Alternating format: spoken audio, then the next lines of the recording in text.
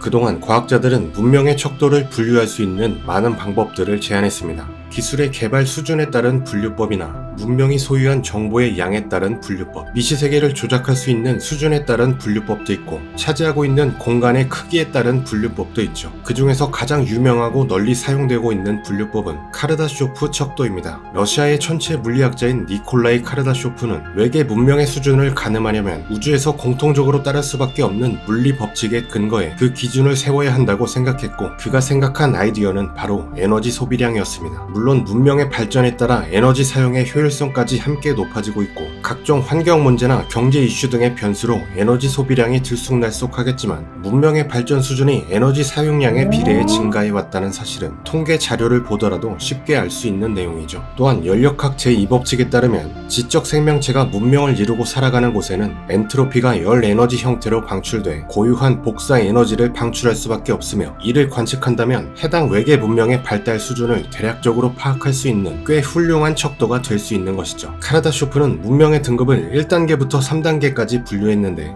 1단계 문명은 행성에 도달하는 모든 항성 에너지를 사용하는 문명이며 2단계 문명은 항성 자체의 에너지를 모두 사용하는 문명, 그리고 3단계 문명은 은하 대부분의 에너지를 사용하는 문명입니다. 이에 따르면 현재 인류의 문명은 석유나 석탄 같은 행성 내부에 존재하는 과거의 부산물에서 대부분의 에너지를 얻어 사용하고 있으므로 0단계 수준에 지나지 않습니다. 천문학자 칼 세이건은 문명의 수준을 조금 더 정확하게 평가하기 위해 카르다쇼프 척도 단계를 에너지의 사용량, 즉 와트의 양을 기준으로 잡고 1.2단계, 2.5단계와 같이 소수점을 추가합니다. 칼 세이건이 고안한 카르다쇼프 척도에 따르면 1단계 문명은 10의 16승 와트, 2단계 문명은 10의 26승 와트, 3단계 문명은 10의 36승 와트의 에너지를 사용하며, 이 기준으로 본다면 현재 인류의 문명은 2020년 초 에너지 사용량이 18.7테라와트가량이므로 약 0.73단계라고 할 수 있죠. 이 정도면 금방 1단계가 될 수 있을 것 같지만 0.73단계에서 1단계로 진입하려면 에너지 소비량이 지금보다 대략 500배 이상이나 더 많아져야만 합니다. 엄청난 차이죠. 자, 그렇다면 각 문명의 단계에서는 어떤 일들이 벌어질지 조금 더 구체적으로 알아보죠.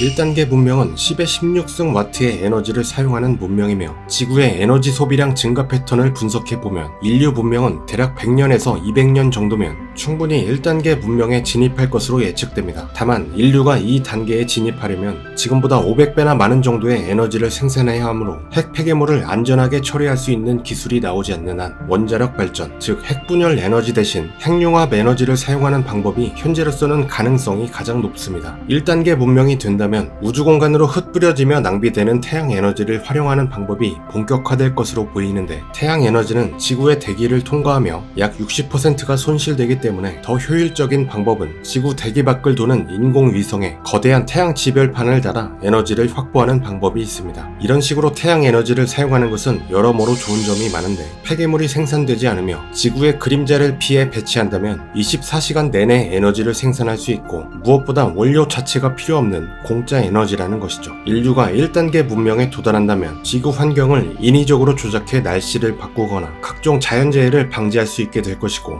해상도시나 해저도시도 생겨날 겁니다. 무엇보다 이때쯤이면 성공적으로 개척된 화성 식민지에 힘입어 다른 행성이나 위성에 적극적으로 식민지를 확장하는 본격적인 대우주 개척 시대가 될 겁니다. 만약 초강력, 초경량의 탄소 나노 튜브로 제작된 우주 엘리베이터가 현실화된다면 로켓 발사 비용을 천문학적으로 줄일 수도 있죠. 또한 획기적인 로켓 엔진이 추가로 개발된다면 태양계를 넘어 다른 항성계에도 탐사선을 보내기 시작할 겁니다. 1단계에서 2단계 문명으로 진입하려면 대략 1000년쯤 걸릴 것으로 추정되는데, 1단계 문명의 수준이 가까운 미래의 과학기술로 충분히 가능한 범위라면 여기서부터는 SF 영화에 가까운 수준입니다. 2단계 문명에 진입하려면 10의 26승 와트에 육박하는 막대한 에너지를 확보해야 하는데, 행성 내부의 에너지로는 이 정도 에너지까지 충당할 수 없기 때문에 항성 에너지를 사용하는 것은 필수적이죠. 이를 위해서 여러 방안들이 고려되고 있지만 그 중에서도 다이슨 스피어가 가장 유명합니다. 다이슨 스피어란 다량의 에너지 에너지를 얻기 위해 항성을 통째로 에워싼 거대 인공 구조물로 쉽게 말해 태양 전체를 패널로 둘러싸서 태양의 에너지를 직접적으로 얻을 수 있는 방법이죠. 그러나 다이슨 스피어 건설에는 많은 제약이 따릅니다. 태양에 설치한다고 가정해 본다면 먼저 태양계의 모든 물질을 가져다 써도 태양 전체를 둘러싸기에는 턱도 없이 부족한 양이기 때문에 태양 내부의 물질을 이용하거나 다른 항성계에서 재료를 가져오는 등의 고차원적 기술력이 뒤따라야만 하며 다이슨 스피어를 태양에 건설한다면 태양빛이 차단돼 지구가 얼음 행성이 돼버리므로 생명체 거주 가능성이 없는 다른 항성계로 진출해서 건설해야만 합니다. 이 외에도 구조물의 내구도 등의 전체적인 안정성 문제 또한 큰 숙제가 될 겁니다. 그러나 이런 제약들을 뛰어넘어 다이슨 스피어 건설에 성공한다면 앞으로 에너지 걱정 따위는 할 필요가 없습니다. 항성은 도처에 널려있기 때문이죠. 인류가 이 정도 수준에 다다랐다면 이미 태양계 넘어 수십, 수백여 항성계에 진출했을 것이고 심지어 블랙홀을 이용해 에너지를 추출하는 펜로즈 과정을 완성했을지도 모릅니다. 2단계 문명에 이른다면 멸망의 위험성이 제로에 가깝습니다. 이미 여러 항성계에 진출해 많은 식민지를 꾸렸을 것이고 행성 전체에 해결할 수 없는 위험이 닥쳐오더라도 우주선을 타고 그 행성을 떠날 수도 있고 심지어는 행성의 위치도 옮길 수 있죠. 막대한 에너지를 이용해 소행성의 궤도를 행성 근처로 옮겨 계속 지나가게 한다면 행성의 궤도를 바꿀 수 있으며 이 기술로 모항성과 너무 가까워 뜨겁거나 너무 멀어 차가운 행성들을 골디락스 존으로 옮겨 손쉽게 테라포밍할 수도 있습니다.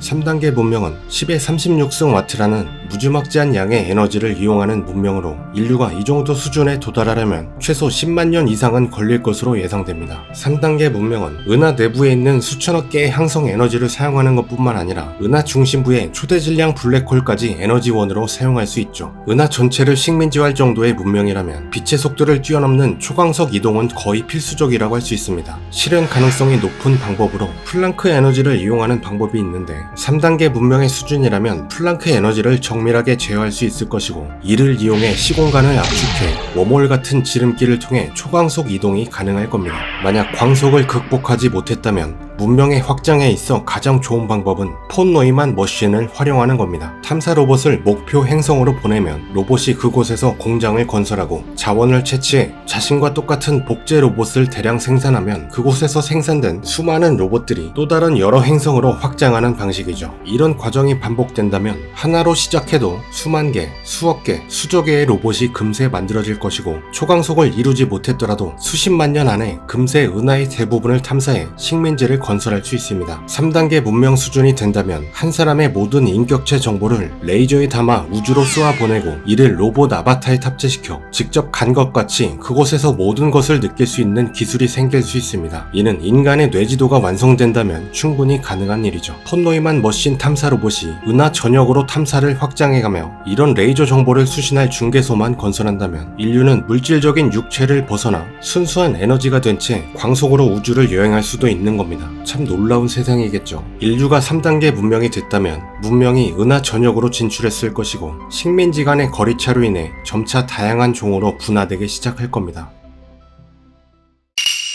1960년대에 제안된 카르다쇼프 척도는 본래 3단계 문명까지밖에 없지만 미래학자 미치오 카쿠는 이를 현대의 우주 지식 수준에 맞춰 6단계 문명까지 범위를 확장시킬 것을 제안했습니다. 이에 따르면 4단계 문명은 우주에서 가장 풍부한 암흑 에너지를 에너지원으로 사용할 겁니다. 이 단계의 문명은 우주 전역을 무대로 삼는데 물리 법칙을 거슬러 우주 공간 자체를 왜곡하는 것이 가능해 다른 은하계로의 여행을 집 앞을 다니듯 하게 되죠. 이쯤 되면 거의 우주를 입맛에 맞게 바꿀 수 있는데 은하계 자체를 파괴하고 재조립하는 것은 물론 암흑 에너지의 극성을 바꿔 우주 팽창을 멈추고 수축시켜 죽어가는 우주를 다시 진화하는 우주로 되살릴 수도 있습니다. 5단계 문명은 우리의 우주 외에도 다른 여러 개의 우주를 무대로 삼는 문명입니다. 여기서부터는 다중 우주론에 입각해 생겨난 문명 단계이기 때문에 그저 상상 불가의 영역입니다. 이 수준에 이른다면 우주와 우주 사이를 자유자재로 넘나들 수 있기 때문에 우주 단위로 식민지 건설이 가능하며 그야말로 불멸의 문명이 됩니다. 6단계 문명은 세상에 존재하는 모든 다중 우주를 지배할 수 있으며 우주를 생성하고 소멸시키는 것도 가능하고 물리 법칙을 자유롭게 바꾸고 만들 수 있습니다. 물질적인 것은 물론 차원의 개념조차 뛰어넘은 그야말로 신 자체가 되는 문명 단계입니다. 1단계 문명조차 도달하지 못한 인류는 이 정도의 문명 단계를 상상조차 할 수도 없습니다. 무엇을 상상하든 그 이상일 테니 말이죠. 우주의 역사를 1년, 즉 3153만 6천초로 생각해 본다면 본격적인 인류 문명의 발전이 시작된 산업혁명 이후부터 현재까지는 단 0.5초 정도밖에 지나지 않았습니다. 고작 0.5초라는 시간에 완전히 다른 세상이 됐죠. 그리고 지금 세대는 비록 겪지 못하겠지만 대략 2.1초만 더 흐른다면 인류는 1단계 문명에 충분히 도달할 수 있습니다. 이같이 인류 문명의 발전사를 돌이켜보면 우주에 무수히 많이 존재할 것으로 예상되는 다른 외계 문명들 또한 고등 문명 단계를 이루지 못할 이유가 전혀 없습니다. 4단계 이상을 이룬 외계 문명이 있었다면 분명 우리가 그 존재를 알았을 확률이 높을 테니 아직까지 우주에서 그 정도의 문명을 이룩한 외계 문명은 없다고 보는 것이 합당하지만 우주 내에 2조 개에 달하는 은하의 개수를 본다면 2단계나 3단계까지 이룩한 외계 문명은 분명 어딘가에 존재할지도 모릅니다. 어쩌면 이미 발견했지만 너무 멀리 떨어져 있어 오지 못하고 있을 수도 있죠. 그들이 언제 어디에서 불시에 나타날지 모른다는 것은 꽤 공포스러운 일입니다. 만약 그 정도의 문명이 지구를 점령하기로 맘먹는다면 인류의 터전은 순식간에 식민지로 전락할 테니까요. 그렇기에 우리는 앞으로 나아가야만 합니다. 아직 그 존재를 모를 뿐 인류는 다른 여러 외계 문명과 하나의 우주공간 내에서 실시간으로 문명 게임을 하고 있는 겁니다. 언젠가 외계 문명과 마주치는 그날이 갑작스레 찾아온다면 인류가 그들보다 문명 단계가 더 높기를 바라는 수밖에 없습니다. 이상으로 영상을 마무리하겠습니다. 재미있게 보셨다면 구독과 좋아요 잊지 마세요. 시청해주셔서 감사합니다.